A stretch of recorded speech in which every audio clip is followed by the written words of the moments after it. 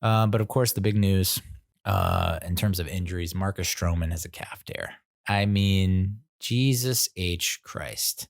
I blame myself. I jinxed us big time. Okay. Last week, I was rattling off the names of all the other players that were on the teams that will be playing, Yankees, Braves, whatever, who are opting out because they don't want to get COVID or have COVID and can't play. And then there's just like a rash of people going down. Stroman with a calf tear. Who knows how long that takes? I have no idea, but I would think that that's going to put him out for a significant amount of time. And then Robert Gsellman is also on the injured list for definitely not a tear. So I don't think he'll be out as long as Stroman, but still, it's like maybe this is why they signed all those pitchers, because they knew that their pitching staff there's some kind of injury bug that is just forever cycling through our staff. Someone, I think Michael Mayer, I think, might have put out this tweet. The Mets rotation in 2019 was deGrom, Thor, Wheeler, Stroman, Matz. Pretty goddamn solid. And then Thor had to get Tommy John. And then Wheeler went to the Phillies. Stroman is a calf tear. So now our rotation looks like deGrom, Matz, Porcello, Wacha, and then Peterson or Oswalt. And I got to tell you, I watched Oswalt in the summer camp game against the Yankees, and he struggled hard. Gave up a lot of ding-dongs. Had to fight to get out of the innings. And yes, he got knocked around, but he didn't give up a lot of runs, but still he got knocked around. So I think a lot of people are calling for Peterson to get the nod. Lugo is not an option. He's said repeatedly that doesn't want to be a starter. And hey, do what the guy wants. If he wants to be a middle reliever, setup guy, closer, then let it happen. Let it be. Let it be. Let it be. So, and even deGrom's having issues. He had to leave a game because of his back. He was day-to-day at one point. So we've now gone from like full strength, 100%, to we're just piecing it together. Just taping and gluing stuff and stapling stuff.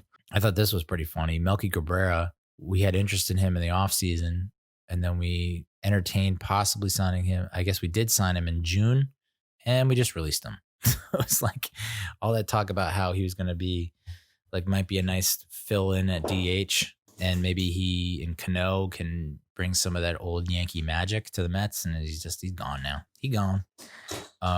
Instead, we brought back Juan Lagares and signed him to a minor league contract. And I guess, and this is another thing I just found out, Jake Marisnick, day-to-day with hamstring tightness. I mean, come on, dude. Guys, we've had fucking months to get your ass in shape. And I understand the gyms are closed, but you should have your own gym with all that money. And so I guess this must be happening across the board where players are I don't know, they're just not in game shape. So maybe you'll see a lot of teams that are kind of, pun intended, hamstrung to start the season. So my confidence from last week, July 13th, all-time high. I was like, wow, we don't have any of these problems. Everyone's healthy. To now everyone's hurt. Like Brach is hurt now. Gsellman's down. We're in a state of disarray.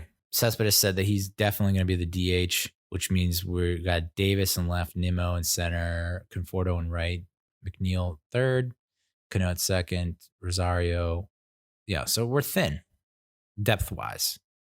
I think Rene Rivera is back up as the backup for Wilson Ramos, who had to leave camp for something, to attend to something. I don't know. All I know is it's like the complete opposite of what I felt last week. I was like, wow, we have depth. Look at all these arms. Look at all these bats. And now now people are just dropping left and right. It's like, couldn't have picked a worse time for everyone to be hurt. Stroman's a big one, though. I mean, Jesus. I mean, all this talk that he had coming into the season about how he's settled in and he's feeling it now. Last year he was kind of feeling things out, but this year he feels way more comfortable, and he's going to show people this and show people that and prove them that we made the right choice in trading for him. And it's like, I don't think he's going to get that opportunity this year. Calf tear stinks. Pete Alonso, he's a positive, so it's not all Debbie Downer with me. Okay. Pete Alonso will be mic'd up throughout the 2020 MLB season. He's going to put the videos on YouTube. That should be fun. That's one of the things that I think they kind of played around with in the past, but they didn't really implement, that you're going to see a lot of in the future. So because you're not going to have fans in the stands, they're going to try and make up for that lost revenue by getting digital with it, y'all.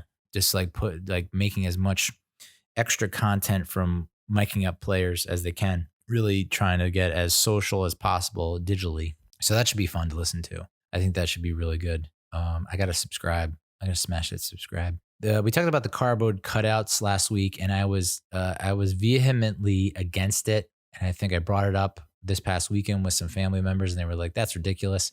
The more I'm thinking about it, the more I like it. I don't know. I think it could be cool. I forget who put it out, but they actually put like the prices, the costs that fans had to pay to get their cardboard cutout in the stadium. And the Mets, it's $86 if you go through the team because, 86 last world championship. And then it's $69 to the 7-line army. So I don't know how the 7-line army got like a discount on that, but I might have to partake in that.